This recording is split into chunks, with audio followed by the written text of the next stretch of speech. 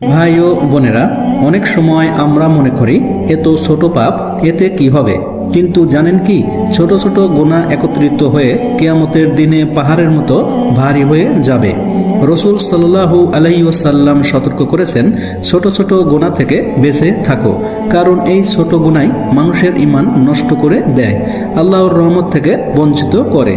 ভাবুন তো, মিথ্যা কথা, অযথা চোখের পাপ, সময় নষ্ট, অহংকার, অন্যকে কষ্ট দেওয়া, এগুলো হয়তো আমরা গুরুত্ব দেই না, কিন্তু আল্লাহর দরবারে প্রতিটি কাজ হিসাব হবে।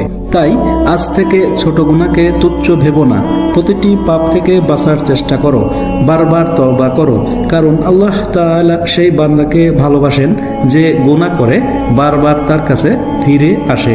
আল্লাহ আমাদের সবাইকে ছোট বড় সব গুনাহ থেকে হেফাজত করুন, আমিন।